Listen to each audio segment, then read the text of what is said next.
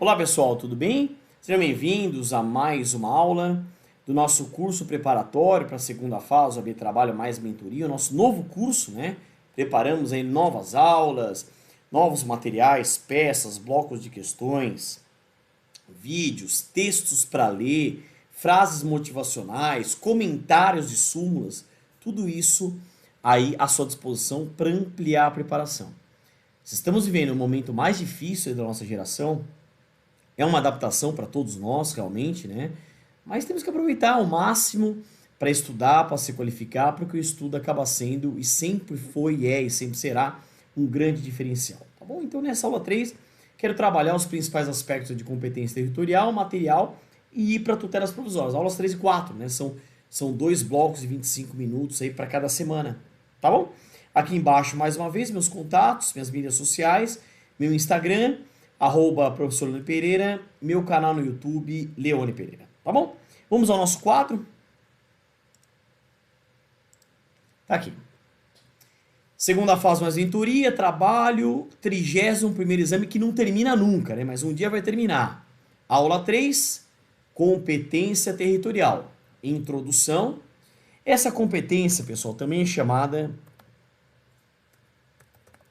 de competência em razão do lugar, ou ex ratione loci. Competência em razão do lugar, ou ex ratione loci.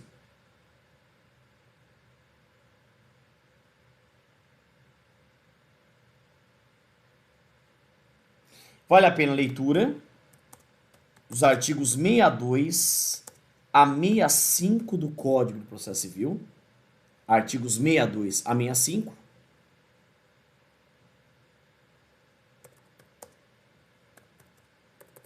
E trata-se de uma competência relativa. Lembra que aqui eu não estou falando de competência absoluta, e sim de competência relativa. E vamos só lembrar, sendo uma competência relativa, em tese, o juiz não pode conhecer de ofício.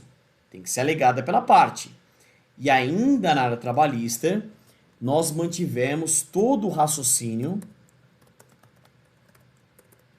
da exceção de incompetência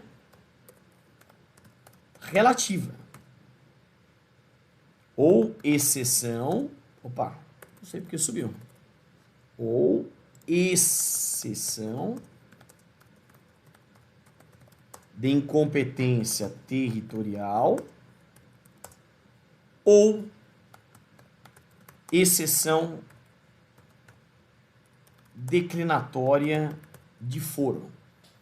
Exceção de incompetência relativa, exceção de incompetência territorial ou exceção declinatória de foro. Isso nós encontramos lá no artigo 800 da CLT, fruto da Lei 13.467/2017, a reforma trabalhista.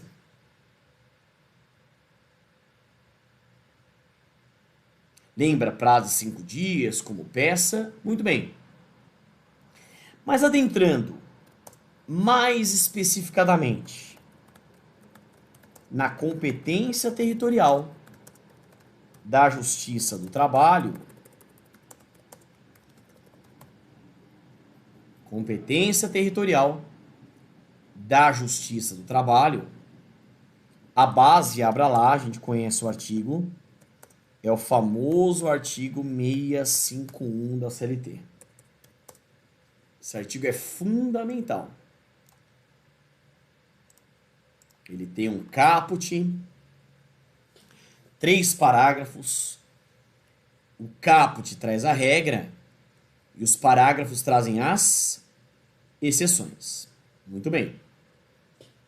Então vamos lá. O que nós temos aqui? Em regra, a ação trabalhista deverá ser ajuizada no local de prestação dos serviços independentemente do local da contratação,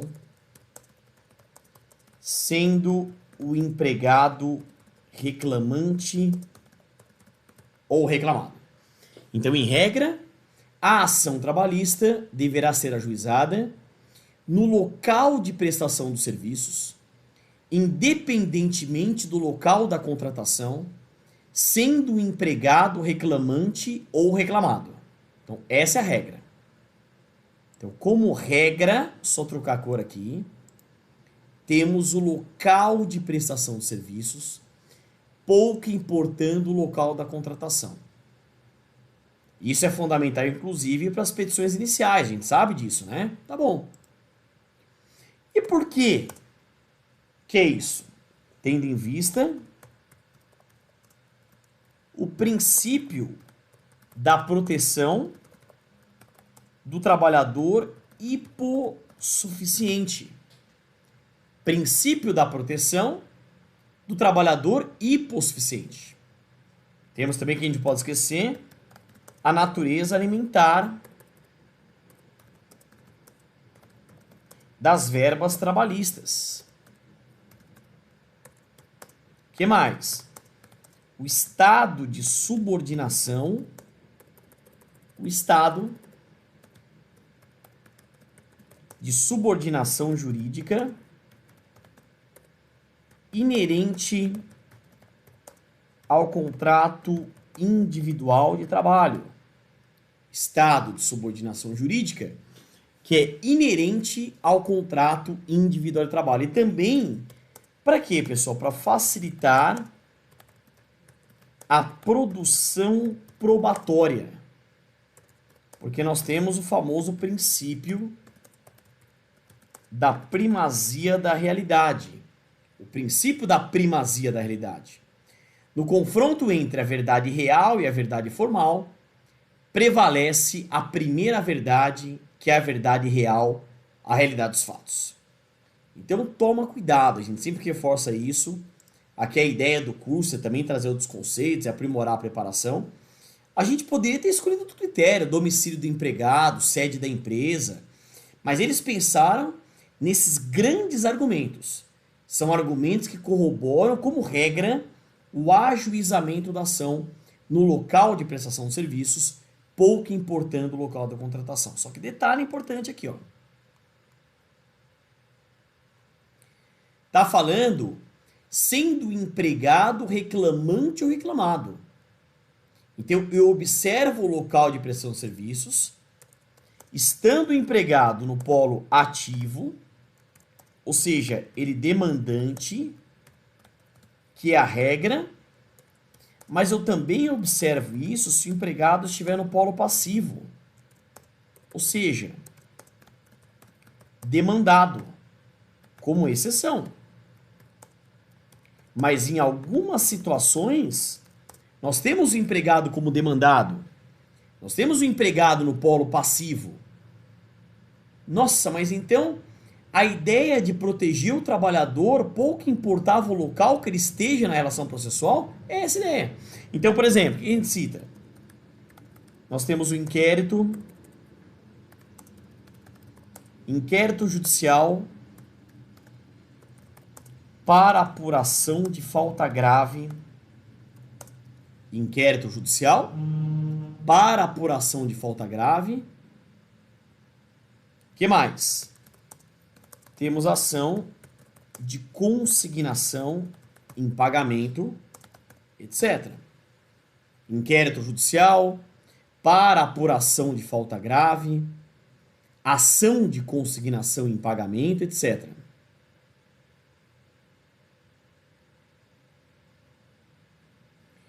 Então, pessoal, daí, isso já caiu tanto em questão quanto peça. Você sabe que a ação de consignação em pagamento, ela já caiu 2 vezes na prova. E em tese é que a gente pensa na consignação em pagamento quando? Pensamos na consignação em pagamento quando a empresa quer pagar e o empregado quer receber. Quer dizer, o devedor, ele não pode ficar à mercê do seu credor. Ele tem o direito de pagar por bem ou por mal. Então ele usa a consignação em pagamento da empresa, vai entrar com uma ação de consignação em pagamento no local de prestação de serviços. O inquérito judicial é aquela ação ajuizada pela empresa contra o empregado estável. Também eu vou observar o local de prestação de serviço. Maravilha. Vamos voltar aqui ao nosso quadro. Deixa eu aprofundar. Observação. Vamos partir da premissa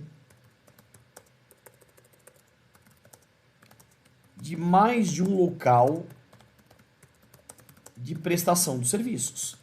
E eu não estou falando aqui das exceções, que você conhece. O parágrafo 1º fala do empregado viajante, e o parágrafo 3º fala da empresa viajante, e o parágrafo 2º fala da competência internacional. Mais de um local de prestação de serviços.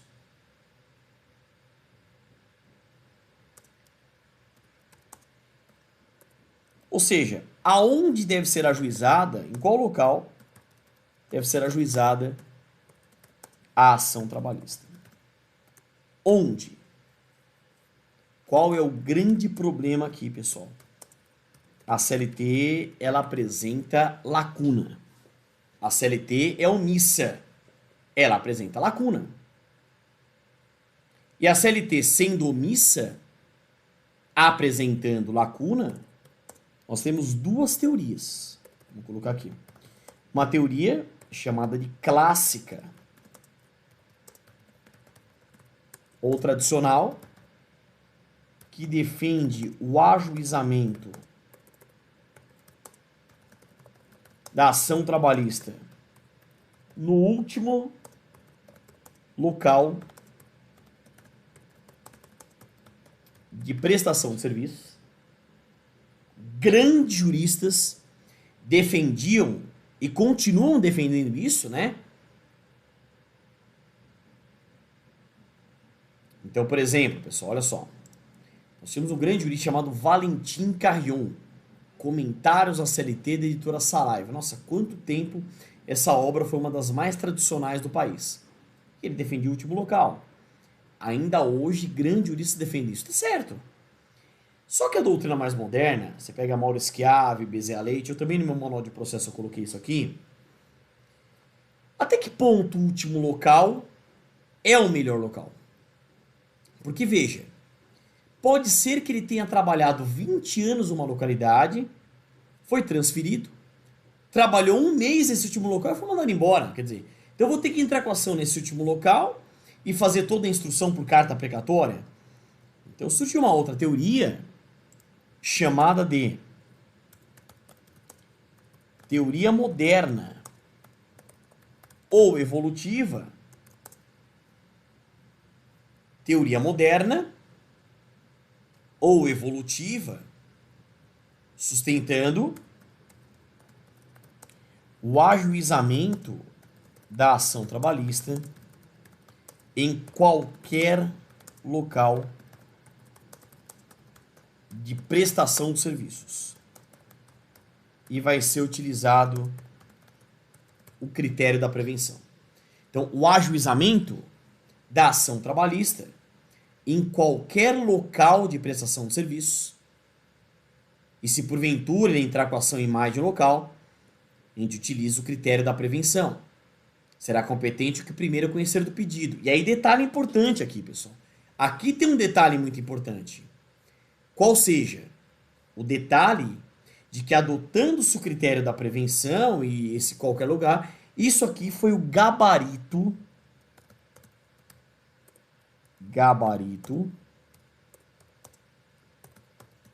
foi o padrão de resposta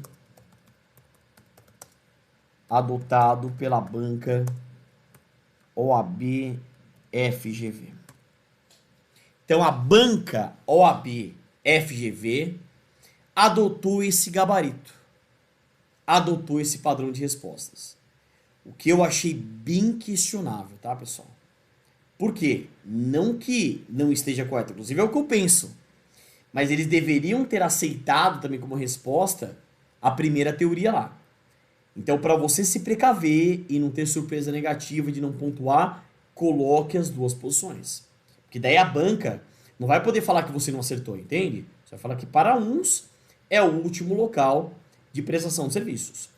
Para outros, nós teríamos esse ajuizamento da ação em qualquer local. Então, o gabarito considerou local A, ou local B, ou local C, a escolha do demandante e do reclamante. Então, a gente tem esse debate. Coloca as duas posições, mas o último gabarito, quando caiu isso, eles só aceitaram essa teoria moderna evolutiva, não aceitaram a teoria clássica ou tradicional. Tá? Tem que tomar cuidado. E realmente a CLT não responde. Aqui eu não estou falando das exceções. Do empregado viajante, da empresa que viaja, ou da competência internacional, dos parágrafos. Eu ainda estou falando na regra, o cara que presta serviço é mais local. Quer dizer, trabalhou, foi transferido, trabalhou, foi transferido, trabalhou, foi mandado embora. Tá? Muito bem. Pessoal, aqui a ideia realmente é dar um tapa, vamos dizer assim, nas grandes teses, teses mais importantes ou outras informações. Eu quero separar um último ponto de competência territorial, que é uma observação.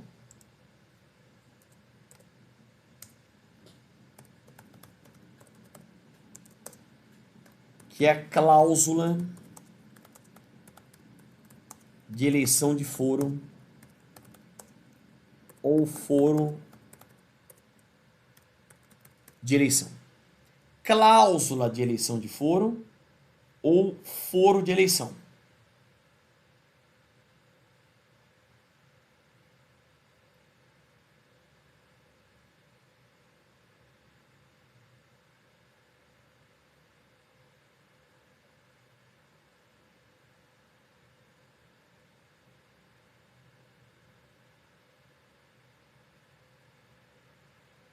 Dá uma estudada.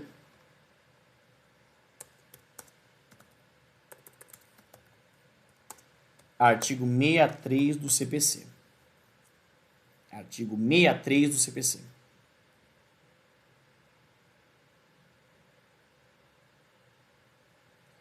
Na verdade, o que é isso? É um foro escolhido pelas partes para dirimir futuras demandas judiciais. As partes escolhem um foro. Cláusula de eleição de foro ou foro de eleição. E aí está lá, artigo 63. As partes podem modificar a competência em razão do valor do território, elegendo foro onde será proposta ação oriunda de direitos e obrigações.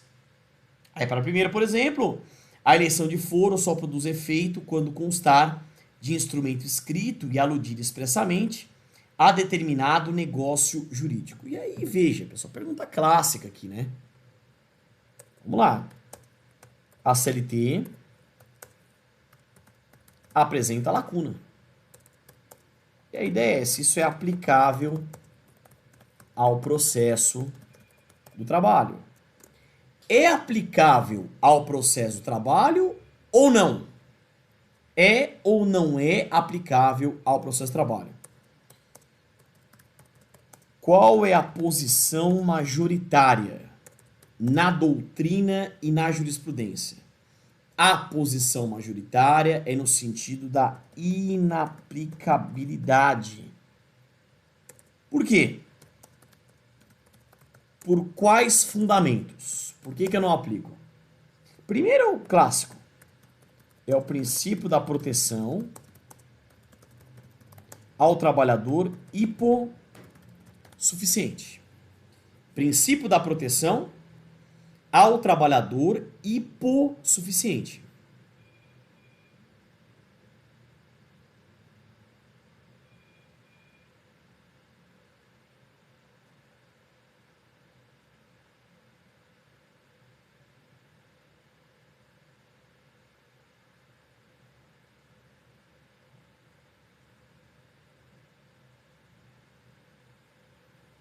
Além disso,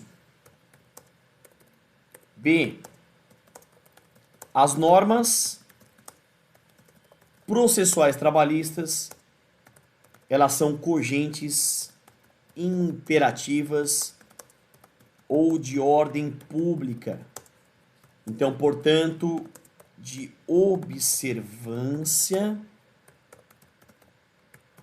obrigatória.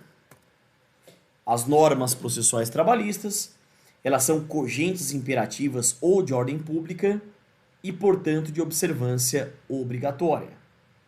Quer dizer, vocês imaginem, pessoal, vamos pensar juntos aqui. Imaginem se fosse permitido isso. Pega uma empresa grande, de médio, grande porte, ou uma multinacional. Empregado contratado em São Paulo para trabalhar em São Paulo, eles iam escolher Manaus, uma ponta do Brasil, para dificultar o acesso, né? E outro argumento que é importantíssimo, você tem que ter isso sempre no radar para a prova, é o princípio do amplo acesso ao Poder Judiciário. Com base no artigo 5º, inciso 36 da Constituição de 88, bem como artigo 3º, caput CPC. Estão ouvindo, né, pessoal, minha cachorrinha no fundo? Não adianta. É um novo normal, né? Estamos gravando de casa para que você possa continuar estudando em casa. Princípio da proteção do trabalhador hipossuficiente, as normas processuais trabalhistas são cogentes e imperativas da ordem pública e o princípio do amplo acesso ao Poder Judiciário. Tá claro? Pessoal, é isso.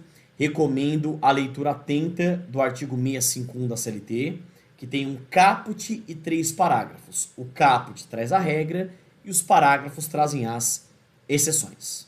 Tá bom? Pessoal, é isso. Vamos ao próximo tema. Vamos avançar. Na empolgação, vamos lá. Tema da aula. Vou falar agora de competência. Competência material da Justiça do Trabalho. Vamos lá. Competência material da Justiça do Trabalho. Vamos colocar aqui uma introdução.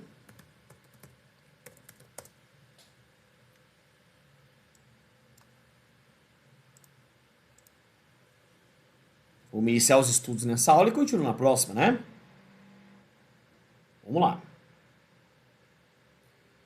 Pessoal, essa competência também é chamada competência em razão da matéria ou ex racione materia. Competência em razão da matéria ou ex racione materia.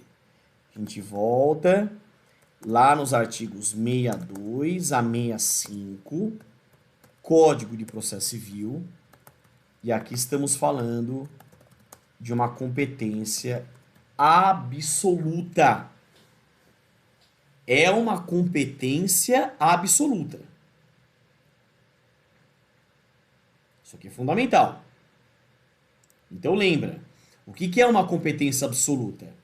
É aquela que o juiz deve conhecer de ofício, por ser uma matéria da ordem pública, e pode ser legada em qualquer tempo e grau de jurisdição. Então, em tese, ela tem mais importância do que a competência relativa, tá bom? Vamos lá. Caindo para a trabalhista, a base de estudo é o artigo 114 da Constituição Federal de 88, que traz as regras de competência material dos trabalhos com reflexos da emenda constitucional número 45 de 2004, a reforma do judiciário, e a reforma do judiciário trouxe a ampliação significativa da competência material da Justiça do Trabalho. Ampliação significativa. Um verdadeiro divisor de águas. Uma competência antes da emenda 45 e outra competência totalmente ampliada após a reforma do judiciário, tá bom? A base do artigo 114, você conhece, está com a CLT aberta, que tem um caput, 9 incisos e 3 parágrafos. Então, a nossa missão, eu vou, na próxima aula, separar algumas regras e depois também dar um panorama das tutelas provisórias na Justiça do Trabalho. É isso. Obrigado pela atenção. Aquele pensamento positivo, ânimo firme e bons estudos. Até nosso próximo encontro.